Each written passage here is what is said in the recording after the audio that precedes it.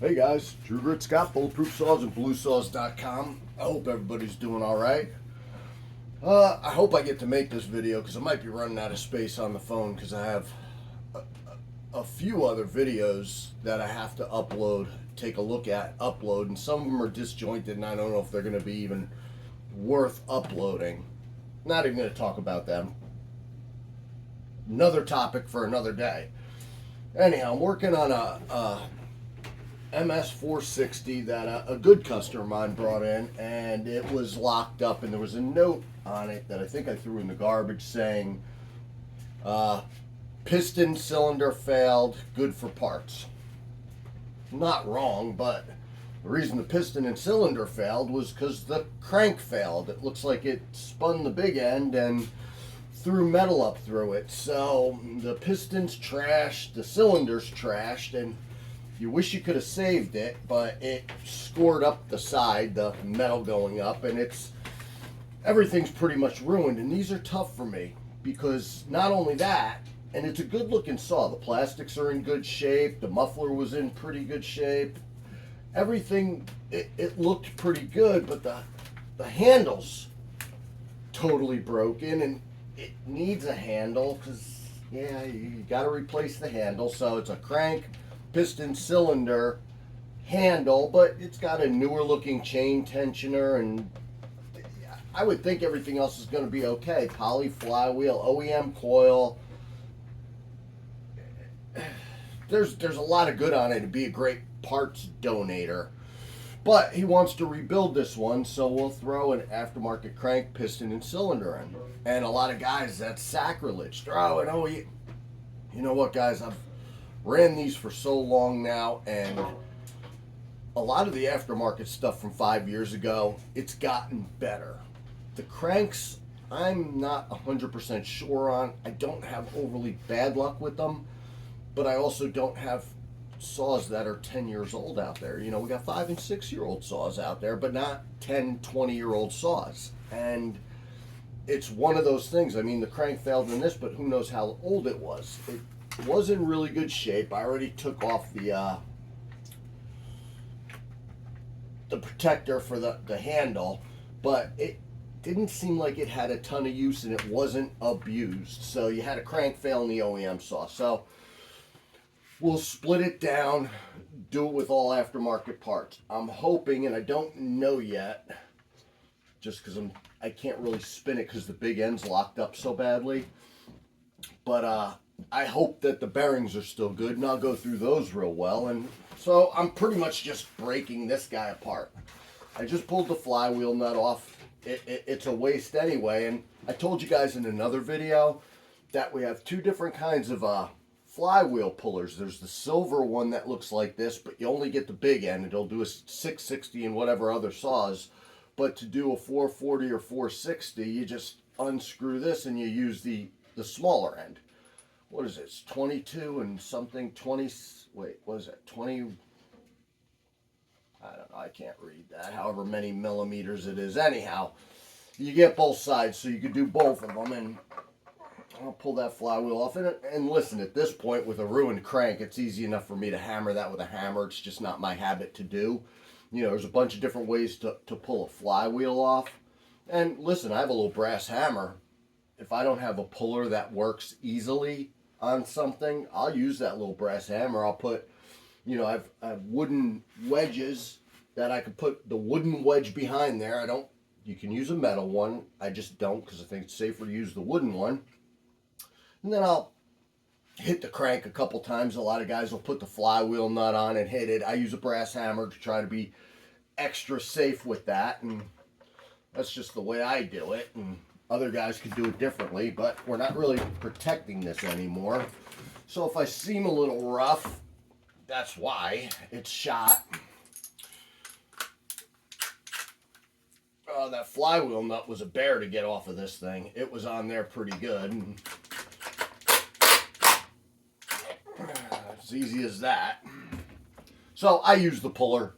Didn't have to, but I use it anyway. And the flywheel's in really decent shape. It looks pretty darn good. So that's kind of nice. I don't know if you guys are interested in seeing me break this down, but I'll video for a few minutes of what I'm doing. Think it's worth seeing, maybe. Maybe you guys are into it. And I got the camera in a different spot because I figured I might as well be as close as possible, and maybe you could see what I'm doing. Maybe I could even give you guys a little more light on the subject. I usually have that light on too. And I need another magnet tray. I fill up these magnet trays like crazy. I love them. And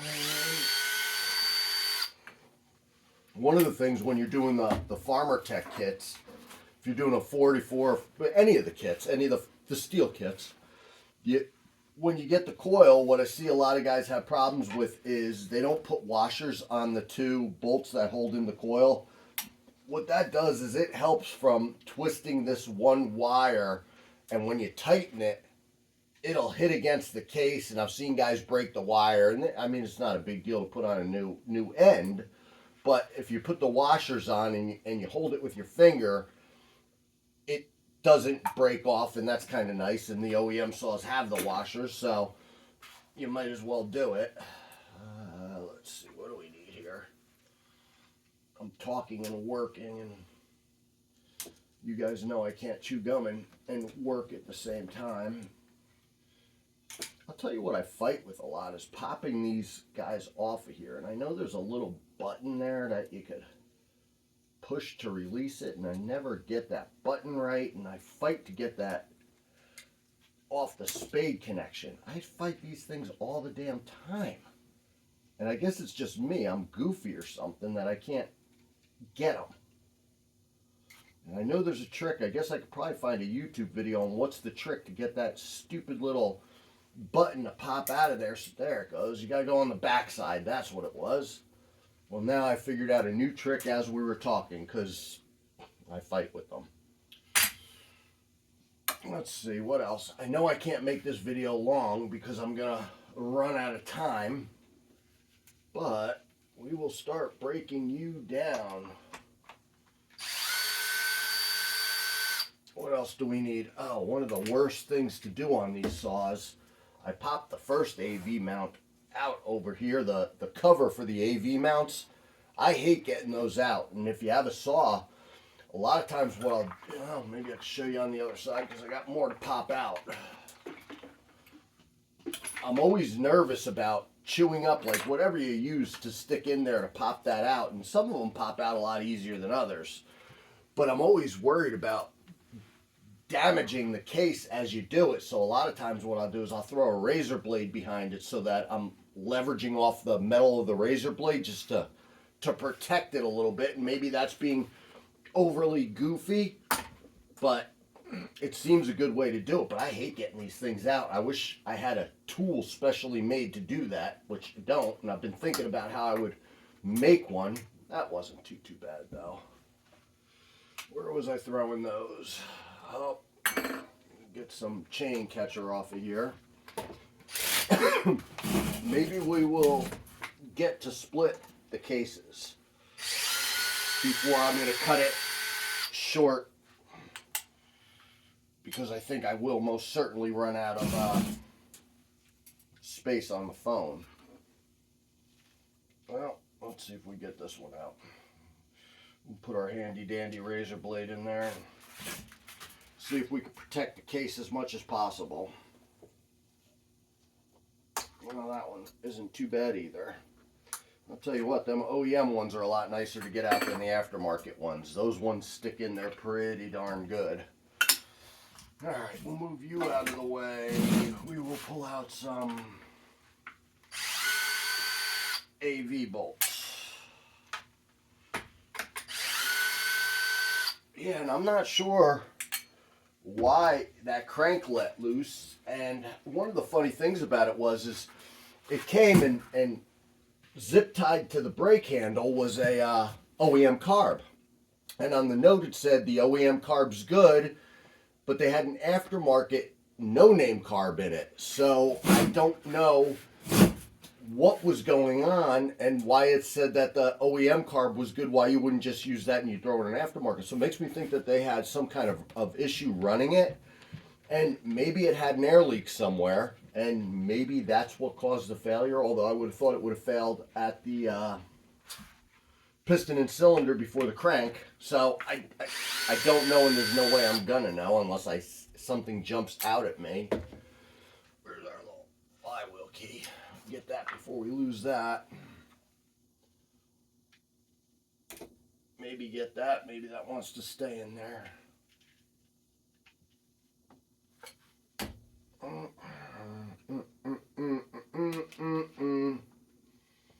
don't like banging on these. A lot of times I can pull that magnet out of these, throw it over there. That way if I have to tap on it, those neodymium magnets are real easy to break. Oh, there we go. Put our magnet back in. I don't know if you can see what I'm doing there. No big deal. And fish out our key, and then find where we put our flywheel, and maybe stick it to our flywheel so we don't lose our key. What else do we need to do? We need to take out some case screws. Do I have everything that I need? God, they're so dirty. I'm gonna have to go wash this, guys. Maybe I'll pause this, make sure it's still running, wash that real quick, and come back and video splitting it. Okay, guys, I just sprayed that down real quick, and when you have these T27 Torx and they get packed with dirt and grime and everything, and you go to put a tool in to unscrew them, it won't seep deep enough in there, and you'll wind up stripping them. So it's better to have all your bolt holes clean. So that was one of the things. I already popped off the impulse, so I think we are loose enough to pop that rear handle out of there, I believe. Unless I forgot something, which is most assuredly possible. Push some wires back through.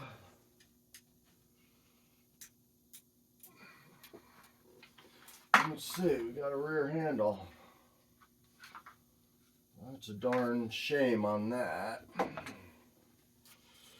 Let's see, do we have all of our 1, 2, 3, 4, 5? Oh, I think that's going to be it. I think we got 5 case screws, and we'll go from there and see what we got.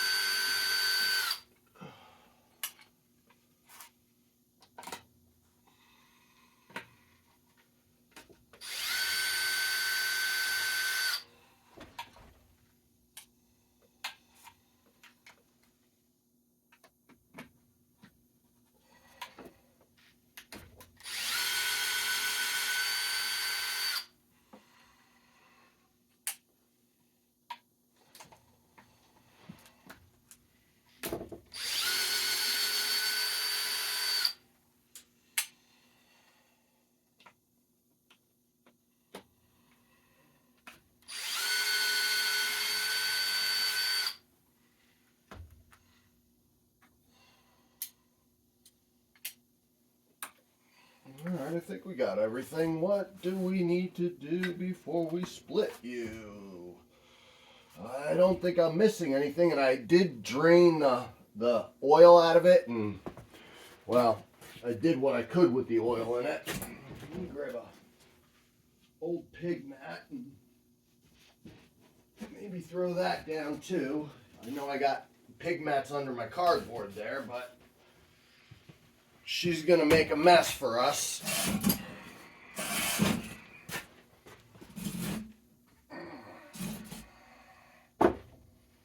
Let's see, do we want to pop the piston off, make it a little bit easier?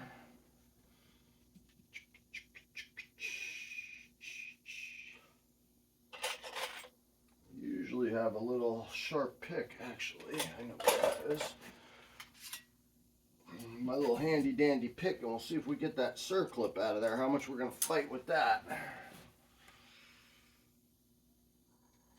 a lot, maybe.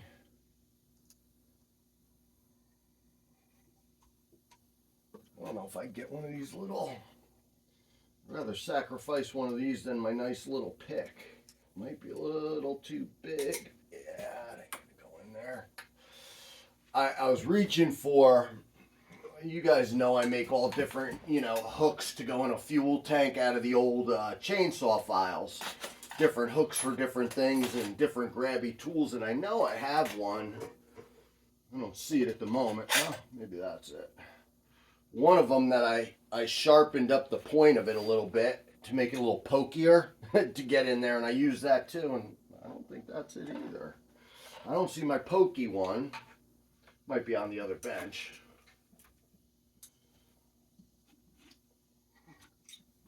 I use this pick so often, I'm scared to break off the tip. I already bent the tip, but it works for me the way it's bent, and I don't want to break it any worse.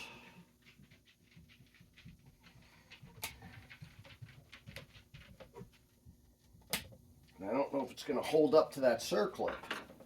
So I'd rather use something sacrificial, like a chainsaw file. And if I break the tip off of that, I don't really care. All right, there you go. Come on, you're being ignorant.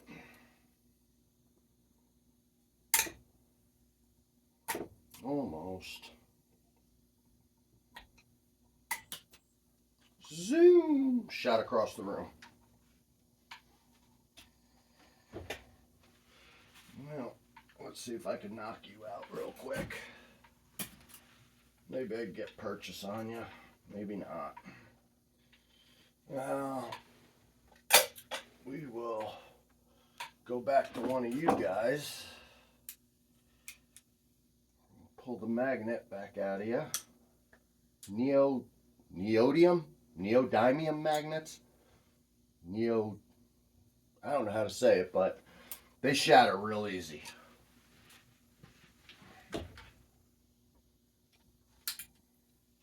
I'm in my own light. And I guess it'd be easier if I pulled this circlip out too. I'm trying to be quick. Get that out of there.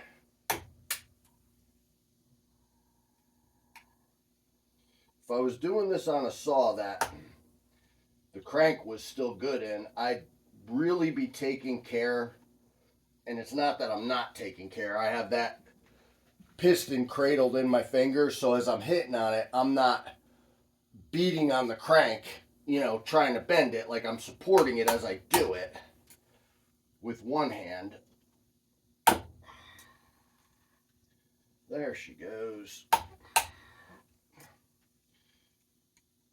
I have punches I could use for this just the same, but it's unfortunate where this crank's seized up at because the piston's not all the way extended up, so it's kind of in the case getting blocked by the case, so it's not in the best spot to do it. And I guess I could force that around. I mean, I don't think it makes a difference if I force it or not. I got my handy blue handled hammer. I'm sure you guys like that. Oh, we made her into a shorty screwdriver. Well, that was pretty neat. We'll go with a different one. More appropriate to the job. That pin is in there. Yeah.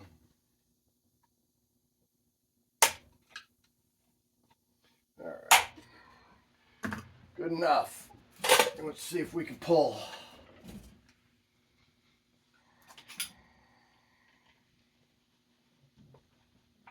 There you go. Yeah, I'll show you guys. I know I didn't do any close-ups. I hope you guys could see that. Focus. Yeah, she didn't do so good. And the top of the squish band looks about the same as that, and then the scoring on the side of the cylinder, so I think we're okay. That looks good. I wouldn't dare reuse it, but it doesn't look bad. And the crank's only isn't the bluest crank I've ever seen. Oh, I am gonna have to force that around. I should have known. Well, let's see what we could do. This thing's locked up pretty darn good, and I'm gonna have to bang that crank around to get that in there. Ignorant thing. Well, let's see. We got a little brass hammer. Now that it has to be brass for this, but I use this little brass hammer an awful lot.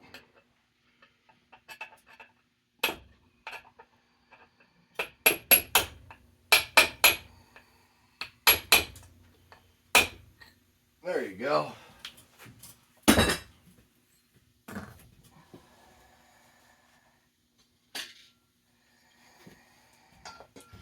Now I had this. You see, all right, so I was doing a small saw. Can't remember what it was, but it was so tiny, I couldn't get this into the crankcase. So what I did was I threw this guy in the vise and squeezed these tines together, and now they're so tight, I can't get them around the lobes, the crank. So I gotta stretch this back out. So let me pause you and see if I can stretch that out real quick.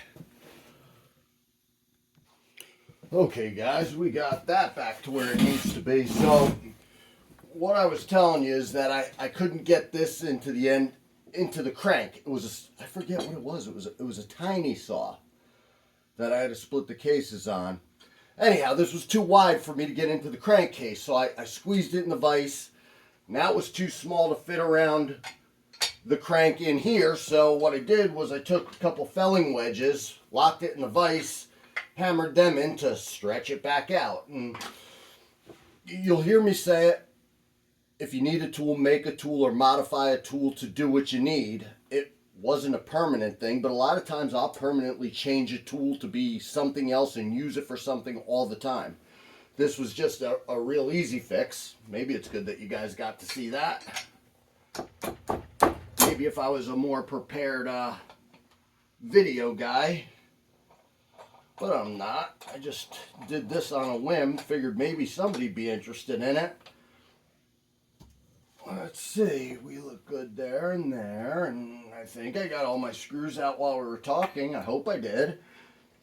Let's see what happens, guys. God, I feel like I'm forgetting one. I got 1, 2 in there. I swear I got them all. That freaks me out a little bit. Where's my whatchamacallit? Let's move that. No, there's not another one. I know there's not another one. What's in there? Let's take a look real quick. Let's get a little flashlight. And I just want to make sure I got all... What's going on right now is I can't remember if there's 5 case screws on these or 6. I'm guessing that there's 5, but I don't know that, and I'm quadruple checking. Yeah, that's just a pin. 1, 2, 3, 4, 5. All right. I think a 660 probably has 6, so it's in my head and different. You know, you could have 5, 6. I think there was some 5 Series Huskies where they didn't put enough case screws in them, and they wound up leaking oil from the case halves all the time. And then the Mark IIs, maybe they added another case screw, so I couldn't quite remember. Oh boy, I hope I could turn that. There she goes. Probably should have pulled the sticker off too. Imagine the sticker should just split. Alright, let's pull the sticker off. Our little heat shield sticker, which is in remarkably good shape. Usually these are loose and hanging out the saw, but that's actually one that was still on it just to show how little use this saw had. What's that? No, that's not a screw there. That's going to make me crazy. That must be the locator pin.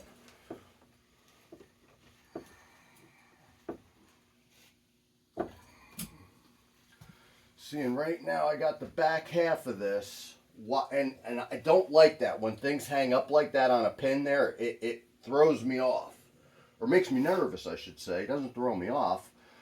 And what I do on that is I look for my cutty thing. What would you call that? My razor knife. Because that fits in there real nice, and I can pop it like a key and open that up. And I just had it a minute ago, and I don't know where I set it. Let me pause you while I find a razor knife. That way you don't hear me mumbling around and cursing. Okay, guys, we found the handy dandy razor knife. So what can happen is if the tail end of this saw, the case starts splitting wide and the front end doesn't, what I get scared is there's locator pins for when you put the cases together. That's in there, and if whatever's hanging on and you start hitting it at an angle, that locator pin could break the case. So I get real nervous about that. I don't want to see a very uneven gap as I'm splitting it. A little bit's okay. You do have wiggle room, but you want to be careful. So what I'll do is I'll take my razor knife, pop it in there, and twist it a little bit to get that gap to open up. And you got to be careful because obviously razors are hard metal and they'll snap on you real easy. I wouldn't be surprised if I snapped this, and there, I twisted it like a key, and you can see it opened right up, and I went right around where that locator pin is just to get it even as I'm splitting it. And if you know of a better way, I'm all ears. That's just the way I do it, and maybe somebody has a better way they could tell me. I just don't know of one. And then I gotta use my little girly hands and get that twist. I think we got it. Come on, let go. There we go. I should have cleaned this bench off before I made a video. Too many things going on, and this was spur of the moment that I'd make a video for you guys. All right, well, we are split. We're checking a bearing. She might be good. We will clean her up and make sure, but we might have a good bearing there. And real quick, and I'm not sure if I'll be able to do this with the brake on. I hope I don't have to pull that off. No, don't think I will.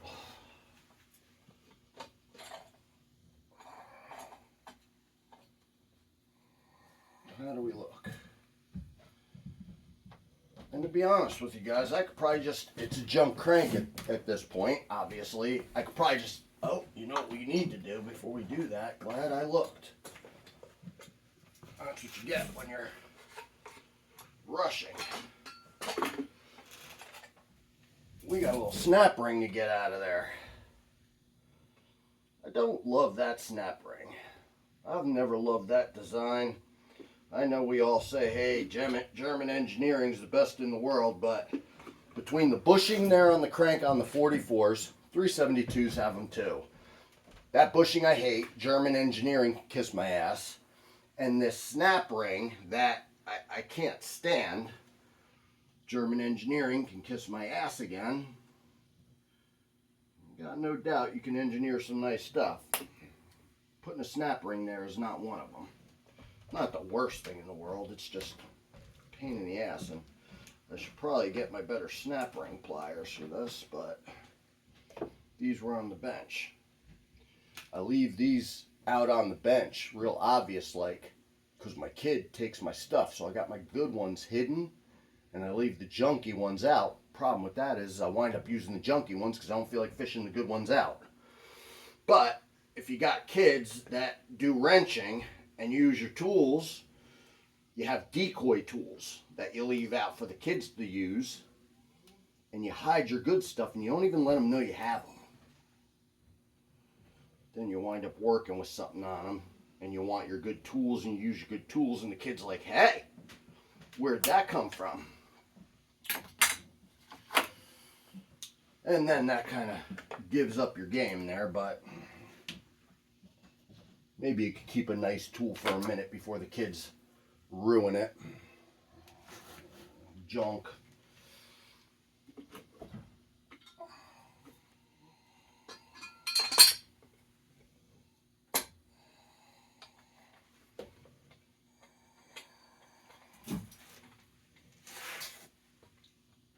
Rawr.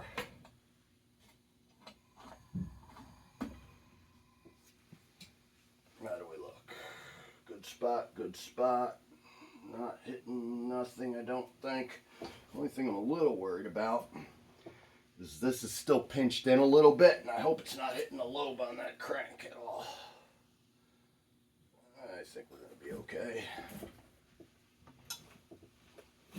Press that crank out this way too, and then we are finished.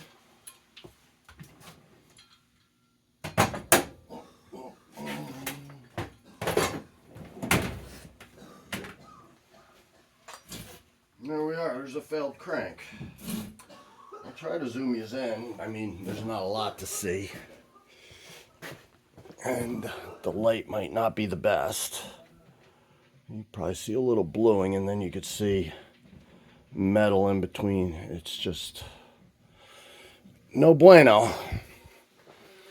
And it was a bear to straighten that out. That's jammed up pretty good. So what'll happen next? I'm going to give it a good look. It's going to get broken down further and go into the bath. That doesn't feel bad either. So we might have case bearings, which is probably the cheapest thing that you could have replaced.